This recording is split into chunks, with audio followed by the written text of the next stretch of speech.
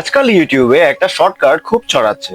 অনেক ইউটিউব গুরুরা বলছে লাইভে যান, নিজের ভিডিও প্লেলিস্ট চালিয়ে রাখুন, মোবাইলটা একপাশে রেখে দিন, আর আপনার 4000 ঘন্টা ওয়াচ টাইম কমপ্লিট হয়ে যাবে। এত সহজ?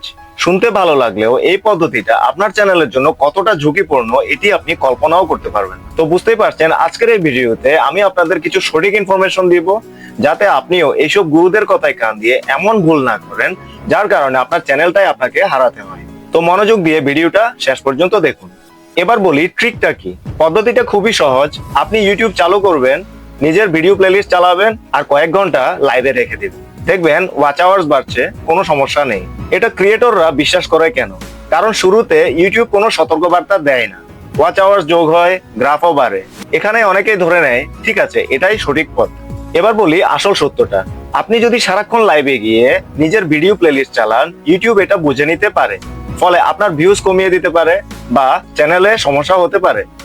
একই ভিডিও বারবার চালালে ইউটিউব সেটা বোরিং মনে করে, ফলে মানুষ কম দেখবে, আপনার ভিডিও কম মানুষের কাছে পৌঁছাবে।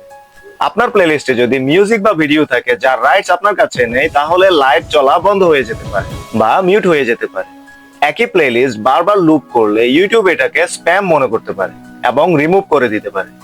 ইউটিউব সঙ্গে সঙ্গে কিন্তু শাস্তি দেয় না, কিন্তু যখন মনিটাইজেশনের সময় আসে তখন সব হিসাব মিলিয়ে এক করে দেখা হয়। এটা করলে পরে কি হয়? অনেক ক্রিয়েটরের ক্ষেত্রে দেখা যায় ওয়াচ আওয়ার্স কেটে নেওয়া হয়, মনিটাইজেশন পাওয়া যায় না, অ্যাডস সীমিত করে দেওয়া হয়। আর তখন যারা এই শর্টকাটস আপনাদেরকে দেখিয়েছিল তারা আপনার পাশে থাকবেন। ইউটিউবে সঠিকভাবে লাইভে যাওয়ার উপায়। নাম্বার 1, সরাসরি কথা বলা। একটা বিষয় নিয়ে লাইভে এসে নিজে কথা বলুন, স্ক্রিন দেখান বা মুখ দেখান, এটাই আসল লাইন। নাম্বার 2, প্রশ্ন উত্তর। অডিয়েন্স কোয়েশ্চেন করবে, আপনি সঙ্গে সঙ্গে আনসার দেবেন। এই ধরনের লাইভ ইউটিউব খুব পছন্দ করে। নাম্বার 3, ভিডিও এক্সপ্লেন করা। নিজের পুরনো ভিডিও চালাতে পারেন, কিন্তু পোস্ট করে এক্সপ্লেন করবেন, নিউ ইনফরমেশন অ্যাড করবেন। শুধু ভিডিও চালানো লাইভ না, অডিয়েন্সের সঙ্গে কথা বলাটাই হলো লাইভ। আজ শর্টকাট ভালো লাগতে পারে আপনার কাছে, কিন্তু পরে চ্যানেলের এটা অনেক বড় ক্ষতি হয়।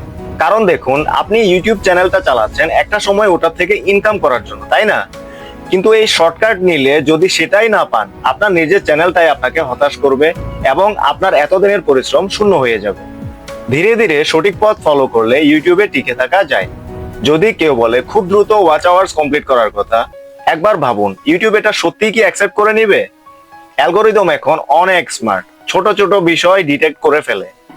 তাই এসব ইউটিউব গুরুর কথায় কান দিয়ে লাইভে গিয়ে এমন কোনো ভুল করবেন না যেটার কারণে ভবিষ্যতে আপনি মনিটাইজেশনই না পান। সঠিক নিয়মে লাইভ করুন, সঠিকভাবে আপনার 4000 ঘন্টা ওয়াচ টাইম কমপ্লিট করে নিন। আপনার চ্যানেলের গ্রোথও বাড়বে, আপনি মনিটাইজেশনও পাবেন। ভিডিওটি যদি আপনার কাছে ইনফরমেটিভ মনে হয়ে থাকে তাহলে অবশ্যই একটি বড় করে লাইক দিন এবং আমার চ্যানেলটি সাবস্ক্রাইব করে রাখুন। আল্লাহ হাফেজ।